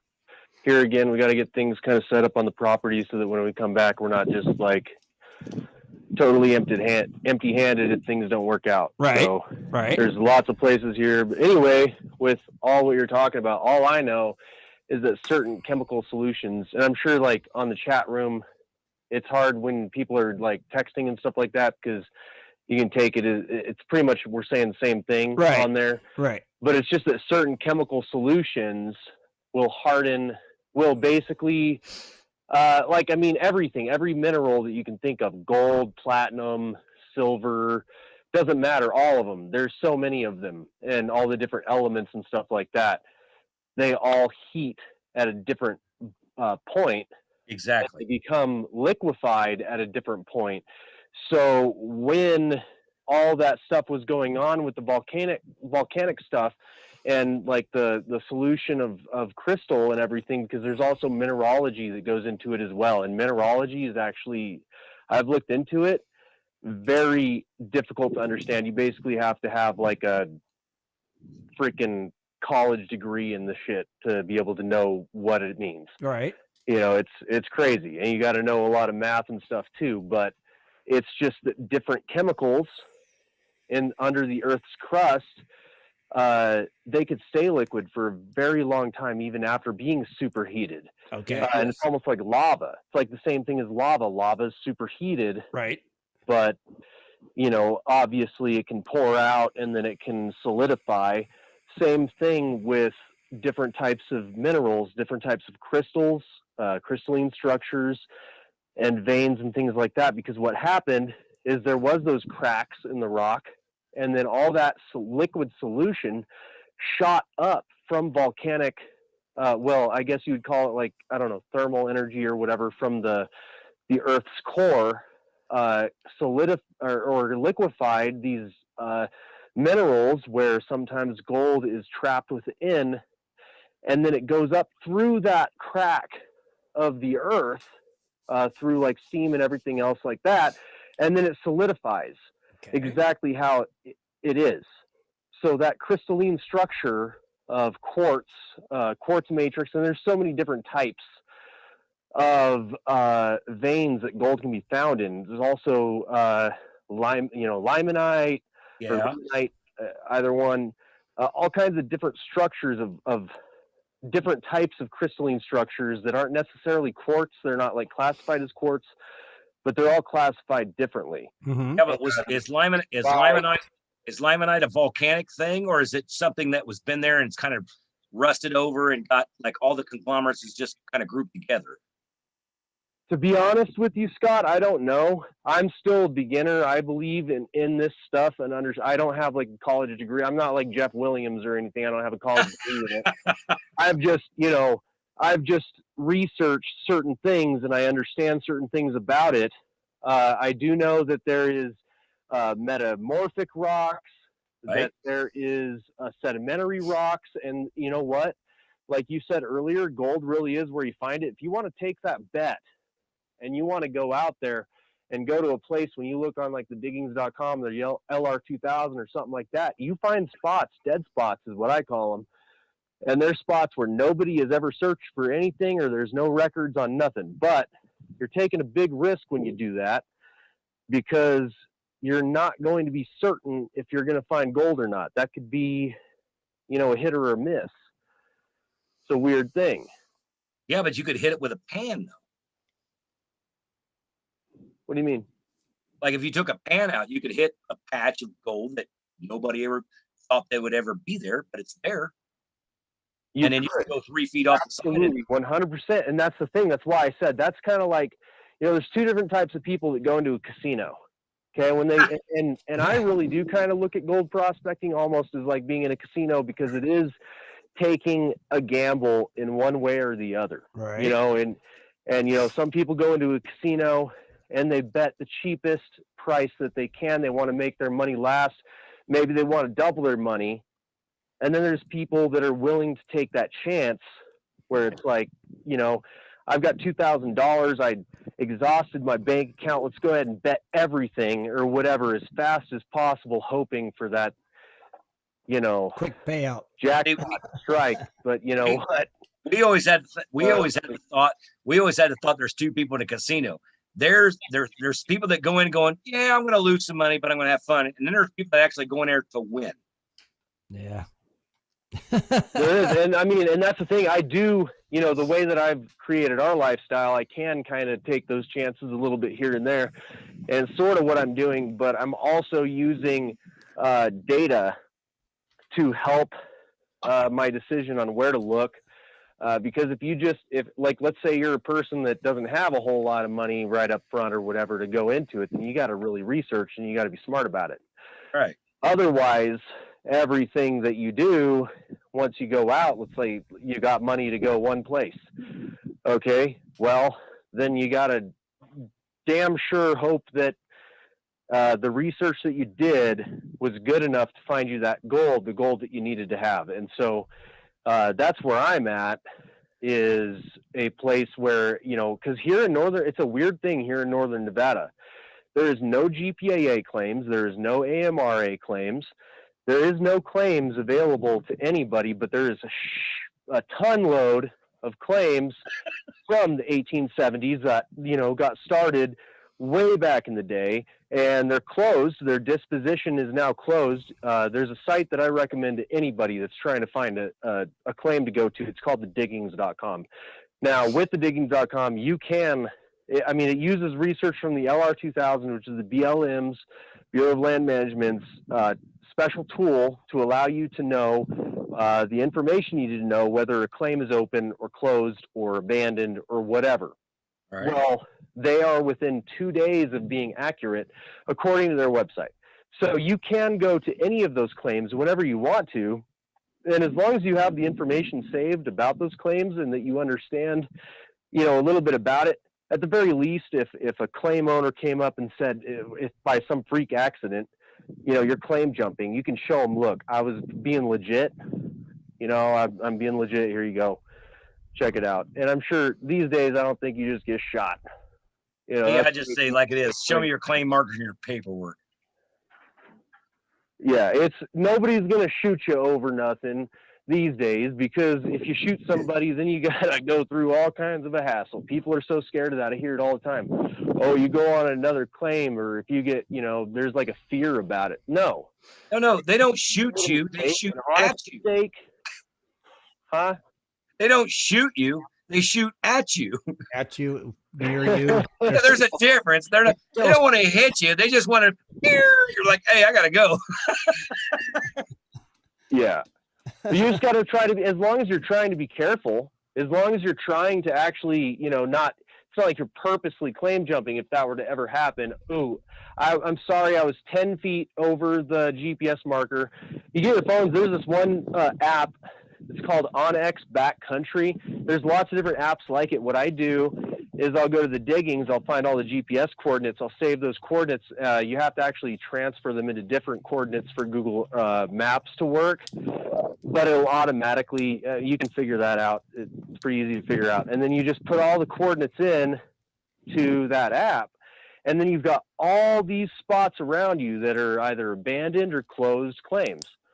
And then you can just kind of, if you plan a trip, then if you drive 2.5 hours or 3 hours away from home, and you got yourself a camper or tent camping or whatever figured out, our Durango is going to have a solar panel, battery bank, a storage container up on top, and then we're just going to tent it with our dogs.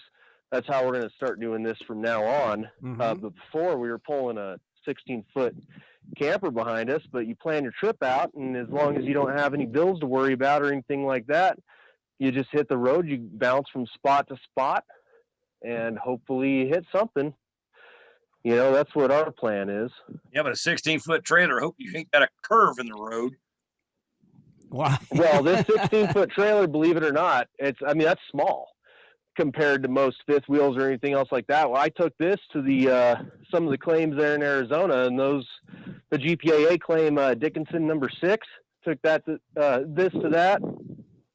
Man, I tell you what, I was a little scared at a couple of times coming back out of that, but I made it, and the trailer was okay. I made it.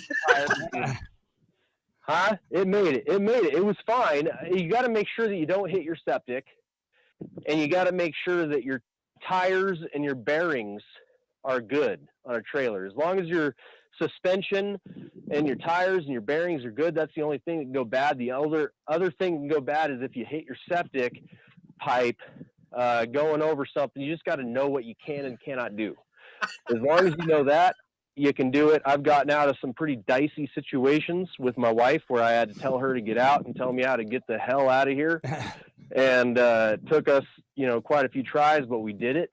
Small trailers are definitely the best for prospecting, I would say, even if they're not the best, even if it's like this is a 1979 Prowler that I totally refinished.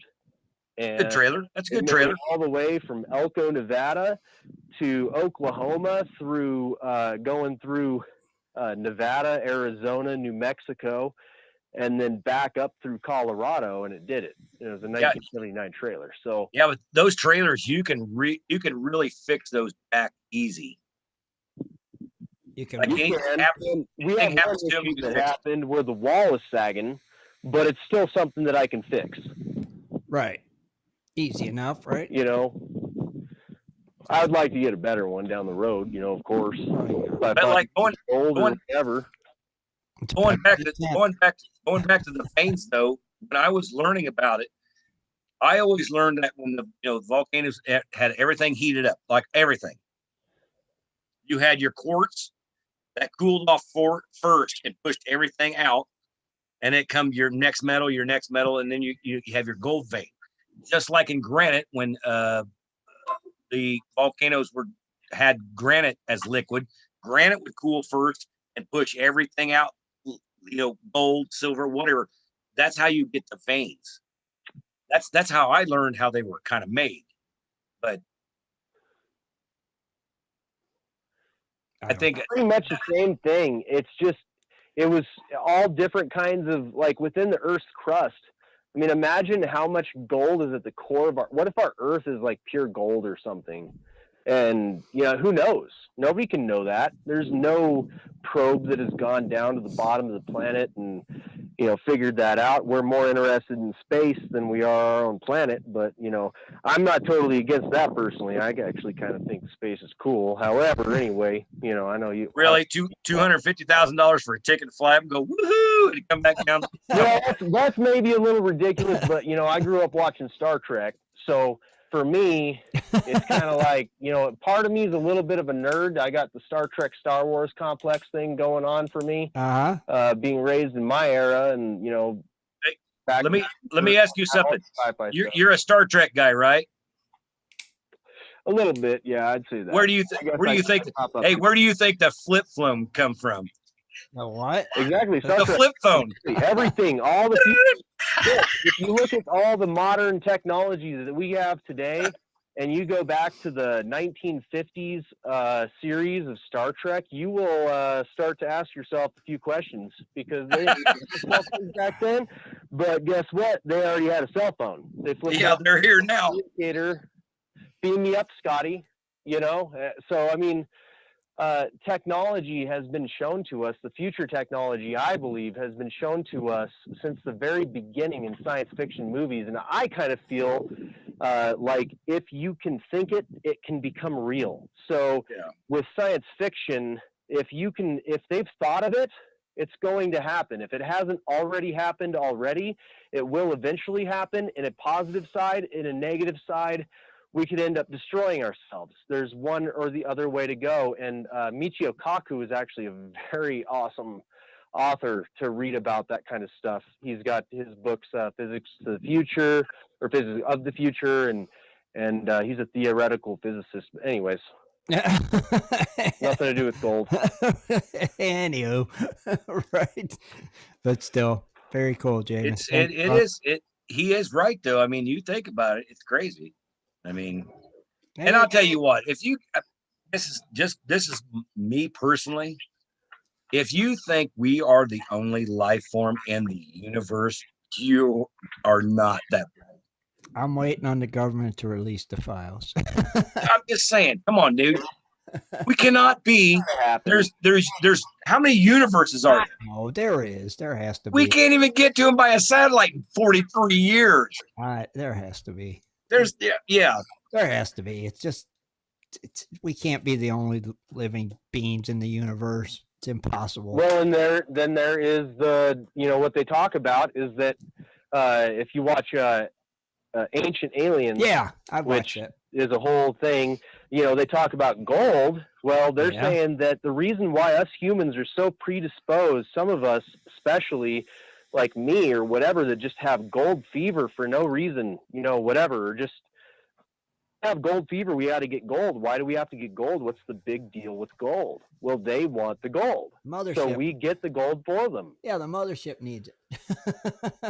They do. Well, hey, if you think about it, gold is in every single circuit board that we've got for our cell phones or our laptops or anything else. So why would it be any different for extraterrestrials? You're right. Yeah, but you know what's really funny is because you're talking about today, there's gold in computers. If you look back what is it? The 1600s, earlier 1500s, the 14, when the Egyptians are around, they were still we're digging up tombs right now that's got gold on gold in it. And it's so old, nobody knows where it come from. They had the good gold. They had the solid gold. They went, hey, look, it's a potato. Let's melt this down. Heck yeah. Yeah. The gold's been around for, oh my God, since BC. Oh, since ever. It was still around. People say there's that sticker, I've seen it before.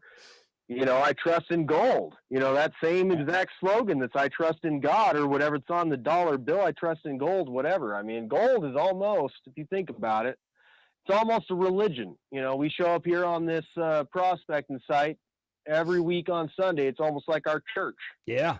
So it's something that no matter what, even if you don't really truly like the person or you don't get along with them or whatever in that gold prospecting community, you got at least one thing in common, and that's gold. It brings us together, people that probably would never have talked to each other for any other reason other than our interest in gold. Yeah, that's crazy. Right? But could be on to something, But you never know. The gold brings out the one thing in humans called greed. I think it can bring out greed, but I think it also, in a way, can sometimes bring people together. There's a lot of the, outings and stuff like that I see happen. And a lot of the times, people will find a claim or whatever. They've made enough money. Obviously, they're willing to share their claims with others, with different organizations across the United States for not very much money, really, if you think about it, for what you can get. Mm-hmm. And so I think in a way, gold can bring people together as long as you don't allow that greed to get a hold of you. A greedy person's greedy no matter what. It doesn't matter if he's going to have gold. If he's greedy, he's going to be greedy with his beer. He's going to be stingy with everything. He's going to, doesn't matter what it is, gold or not gold, he's going to be a stingy person. That's just how they are. But, if you don't allow that to happen, gold is pretty awesome. gold. I think it's really screwed up, and it might not be in my day. It might be 14 generations past me, but there could be a time that people find out that we were just a giant science experiment for some freaking alien kid. You never know. You never know. We've had ant farms for years, right? And honestly, none of us have that long of a life. You know, I've heard rumors of Chinese emperors or whatever living to be over 300 years old, and then you got the Bible that says people lived to be up 900 years old before the flood. But you know, outside of that, we've got pretty short lives when you think about it. And if you don't do what makes you happy, you're going to end up being that old guy that can't do anything anymore because life's already passed you by. Yeah, because you don't have nobody. You don't have no friends. You don't have no friends. You don't have a wife. You don't have anything. If you're just like a piece of, you fill in the blank there, your whole life, then nobody's going to want to be friends with you. Nobody's going to want to have anything to do with you. And, you know, even if you're super judgmental or whatever else, you know, you got to otherwise you just won't like anybody or have friends or anything by the time you're real old.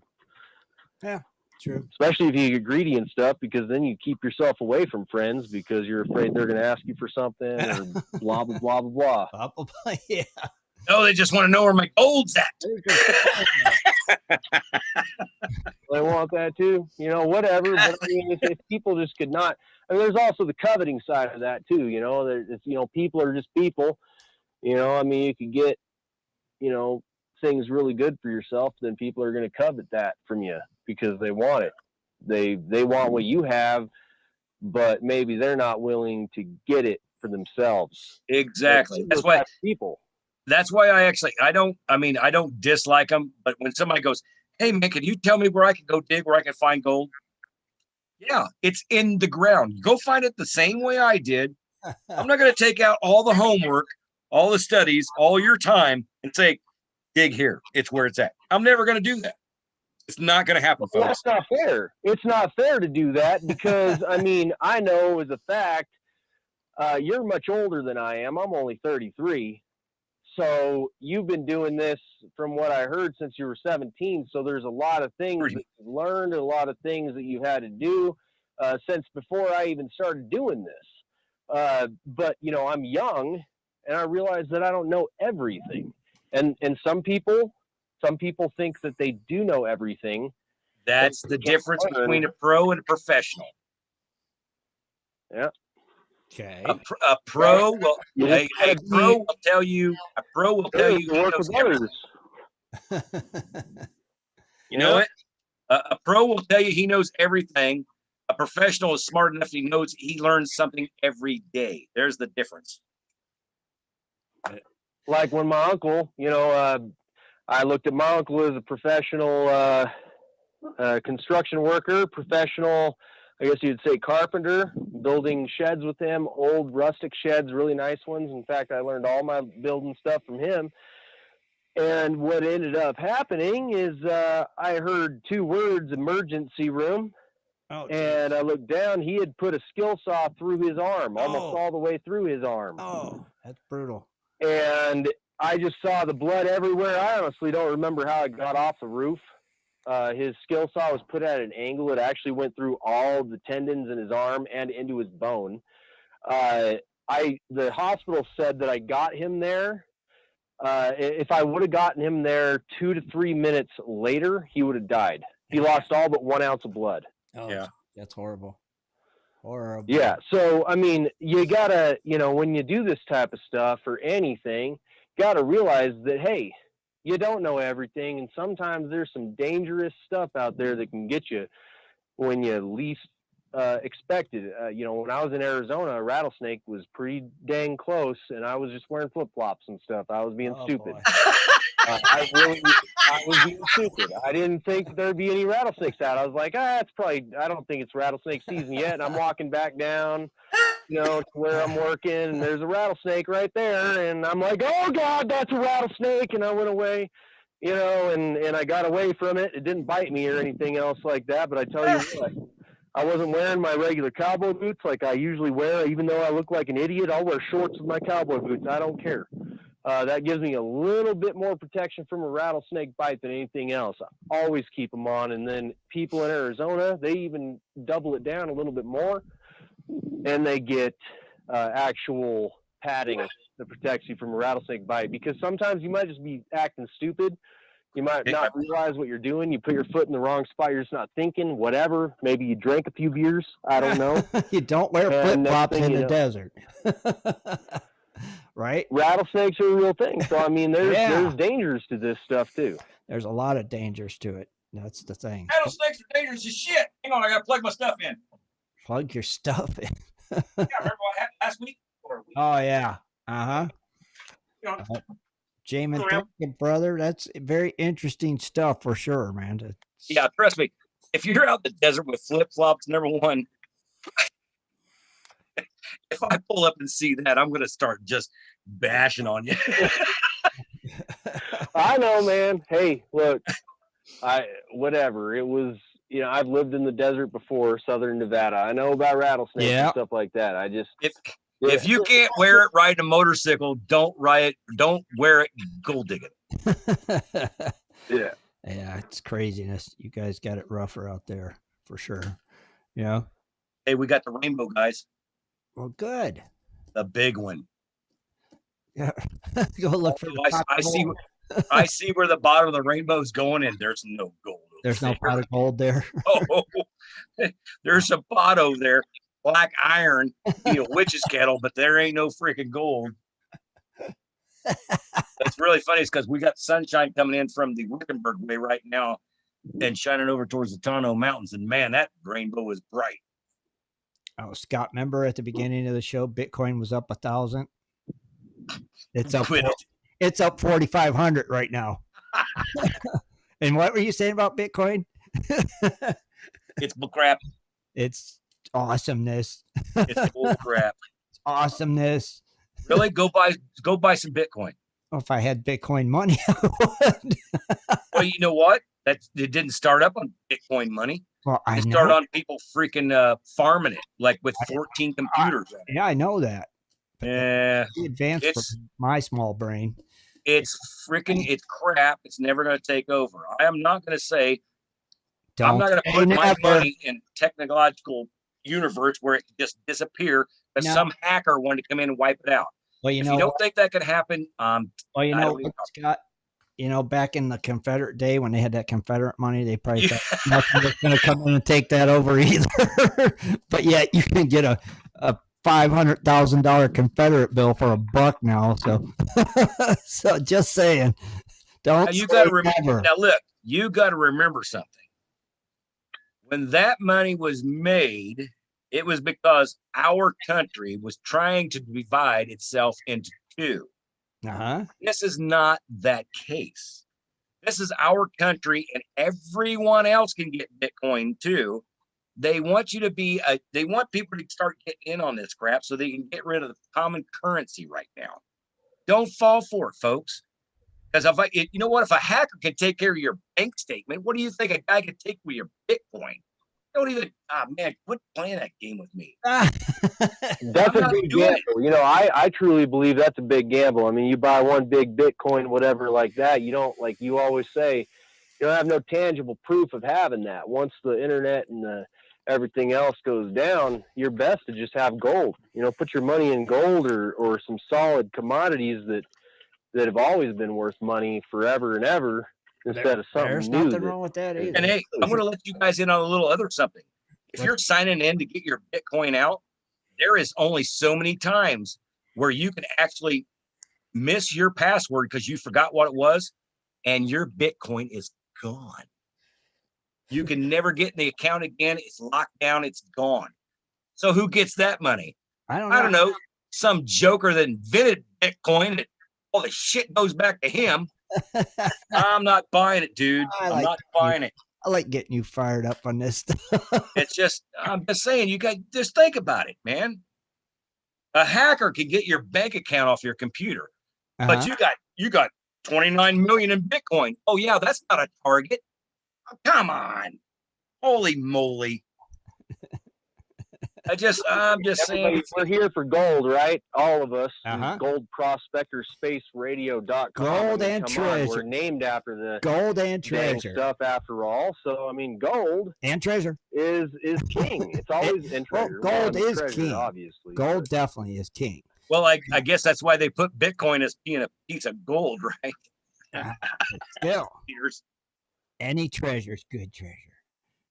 You know, think about it. I'm just saying, if anybody out there is dealing in Bitcoin, hey, man, tell me how it's going, because I think it's I just told you. It's up 4,500. Yeah. From who? From an hour. No, like from who? What do you mean from who? No. You have big conglomerates. It's got a lot of money to push things going, it's going to sell. Okay. Dude, what happened on the freaking, the guys that just dissed the hedge guys? I don't know. I'm not a stock guy. I don't have a clue. Let me just put it to you. I can't remember what. Robinhood. Robinhood. Okay, a lot of people got on Robinhood. One guy, two guys were saying, hey, we're going to do this at one time. We're going to screw the hedge fund guys. They drove that thing up so high, which should have never happened. But Robinhood said, nope, can't buy no more. That is illegal as, I ain't going to say the words, but it's legal as crap. They said the only thing on that society is rich people. Did you know this?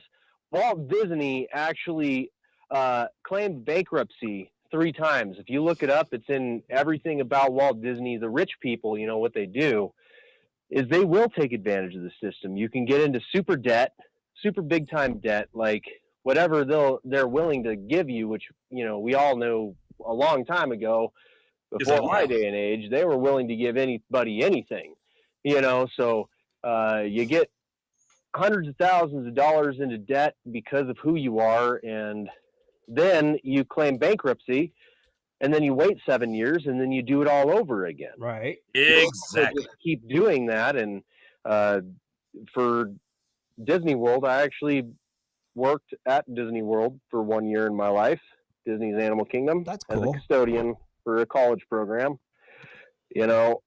It's a pretty big business. I bet. That's why they call it Disney World. Because it's its own world. It ain't Disney Playground. It's Disney World. The average Disney vacation costs $10,000. Holy cow! That's the average Disney vacation price. Insane. And that's if you're. It's a lot of money because you got to stay at the. You got to go to all the different parks. You got to go. You at least need. The parks are so big that you need at least a day or two, maybe 3 days in each park. Dang. So you need a good solid 2 weeks there. And then if you stay at a Disney resort, you're going to pay quite a premium. Now, I mean, the prices can go down quite drastically if you decide to stay at like a Hotel Inn or something like that. But if you decide to stay at an actual Disney hotel, that's what they price it at. Average Disney vacation, $10,000. That is crazy. You know what? I look at it this way.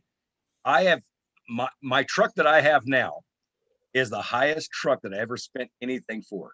That was $11 grand. Mm-hmm. You think I'm going to spend $10,000 on going to see fake castles, getting dressed up like freaking whatever? People do, obviously. Well, lots of people do. Yeah, that's lots of people. And you're right. And I mean, for me, I've never been that fancy. I mean, I worked there, okay? So there's a difference between working there and having... I did get to go to all the parks for free all I wanted. I got to see every hatch of that place. I knew everything about that place. It was pretty cool. But I was working. It wasn't like, hey, I'm free. I can do whatever I want. Let's go on vacation. And that's a normal thing. That's a thing that families do every single year. Every year. It's really... They're spending over $10,000 a year just to go hang out and have a good time somewhere. I mean, it's the atmosphere. I get it. I also worked at Olive Garden as a server for about 6 years, so I understand why people are willing to pay a premium to go to a restaurant that's comfort food and stuff like that, because all of us want to blow a little bit of something at some point. You know, back in my day when we were like, oh yeah, Disney World seems like cool. You could see all the characters. You know what my parents did? Flipped on the TV, said, there, it's Saturday morning. Watch them. Watch a cartoon. It cost me $58 for cable. There you go. All right. Well, let's go ahead and wrap this up. Jamin, thanks, brother, for calling. We appreciate it. Yeah, thanks, Jamie. Thank you. You have a good You evening, guys, buddy. we're missing Rich Cooley and missing pretty much everybody. They'll be back Wednesday. Just because. We appreciate it, man. Wednesday. Hopefully they're all back. Except Rich is healing up and feeling charged up. Yeah, go ahead, buddy. Just because of the, JD Custom Graphics, they are doing that prize for the $50 worth of decals, whatever. They're pretty awesome. I just figured that I'd mention it. Heck yeah, thank you for mentioning before them. the end of the thing. He really is pretty awesome, and he'll give you a really good deal because of this. We talked about doing a coupon or something like that, right? But I haven't recently talked to him. If you contact him and you want a sticker, he's got super reasonable prices. I'm talking, he'll do anything for you. See, that's what's cool. He can make anything. You come up with it in your mind, and he'll be like, here you go, and show you a picture and then make it for you. It doesn't cost you very much at all. And especially if you say Jamin, you say Jamin referred you from goldprospectorspaceradio.com or whatever, he's going to give you a super good deal. Because I thought he was going to add 10%. No, he'll give you. I don't get anything from this. I swear to God, I don't. No, that's cool. I don't get nothing from it. I was over at his house in Oklahoma, and we talked about it. We thought it was a cool thing. He doesn't know anything about gold or anything else like that. He does have some health problems going on, so if you want to give prayers out to him, that'd be awesome. Oh yeah. He does have. He's wheelchair bound basically, and he had a real severe heart attack here not too long ago. Geez. So this is what he does. And so when I went over to visit, I was like, you know what, why not? And then he wanted to go ahead and donate to you guys just because I was talking. I was like, you know what, this sucks. Freaking awesome that he did. And so he decided to do it out of the kind of his heart and stuff like that. And then I got the other stickers that I am going to send as well. So there's a lot. I'd say that there's other people on here that have shows and stuff. If they need stickers, they should reach out to him and see what he can do for them. So yeah, he was going to send us some stickers, and I put my address on his thing, but I don't think he got it. Was one post that he made about it, like he had all the Gold Prospector space stickers and stuff. And I put my address down. He's like, I'm going to send you the stickers here pretty soon. That was actually me.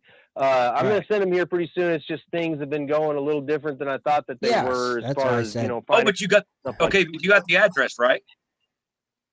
Yeah, I'm sure I got your address. And if I didn't get your address, then I'll just ask for it again. Right. I'm pretty positive I got it. It's saved there on the email. Right. Yeah, just go through Messenger, man. It's easy. All good. No, don't you worry. You just get them out when you can. Ain't no hurry. We got one trip coming up here, so it's going to be cutting it close here to the beginning of this next month. But we're leaving here soon. And we're going to go look for gold one last time here. And then if I can't find gold this time, then I have to get a regular job for a little while. That's how it works. Understand. Well, good luck. Just be safe and, all that good jazz. Hey, where are you living at? Nevada. It's Elko, Nevada. Right. Yeah. That ain't too far away. Up here, dude. Pershing County, Elko County, everywhere. There's gold everywhere. I just have to find it, and so that's what we're going to do. We're going to go over towards Pershing County and work our way back over towards Elko County. There you go. What are you going to do in the winter? Come down there where you are, exactly where you are, pretty much. I already have that kind of somewhat figured out in my head. I'm you going to be here? You going to be? You are in the winter. You going to stay here for a couple months? I'm going to stay there for the whole winter. I don't want to be cold anymore. I'm tired of it. I'm tired of I'm tired, sick and tired of working in the cold, man. That's what I do. I'm an internet technician, and so all winter long, I'm up on roofs with the snow and the blowing cold and everything else like that. It's not fun, so I don't want to do that anymore. Well, hey, if you come down here, I might have a place for you to stay. If you want to get in, I'll cut you the same deal that I cut everybody else in on. Okay. Which we'll talk about that off air. If you thought about it, I could stay on because you got claims, okay, and I'm willing to work. And I don't know if this is going to work out this summer or not. But if you were willing to do it, I would come down there, work my butt off.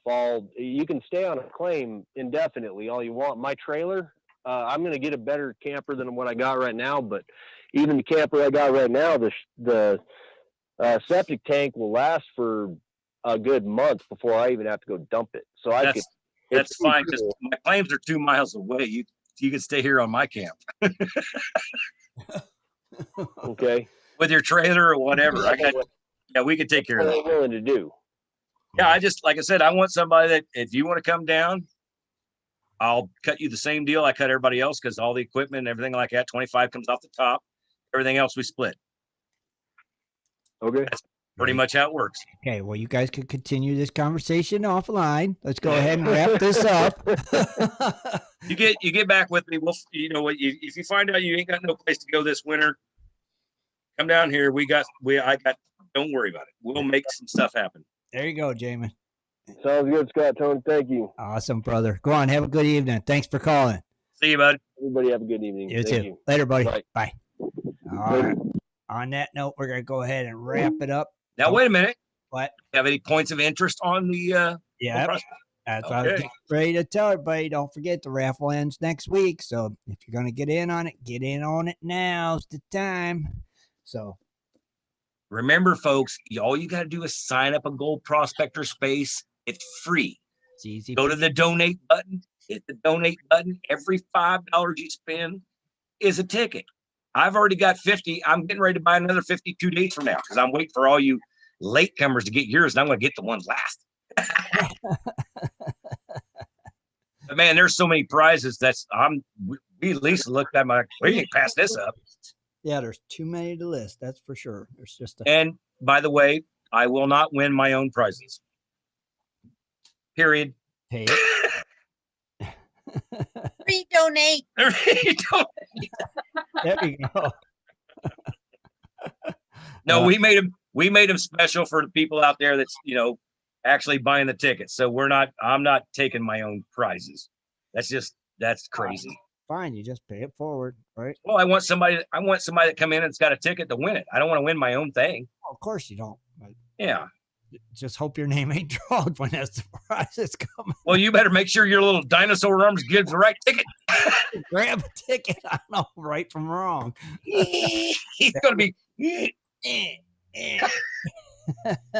Hey, honey, can you read this? I can't see it through my dinosaur costume. Probably won't be able to. Can't believe you guys are making me wear that thing to do this. But I said. By the way, for everybody out there listening, Wednesday night we might have a special guest. Really? Yeah, he's not gay, but he's been in the closet for a while. All right, cool. Bring him. Well, he might be gay. He's pretty happy. Oh, can't wait to see him. It's gonna have. You know what?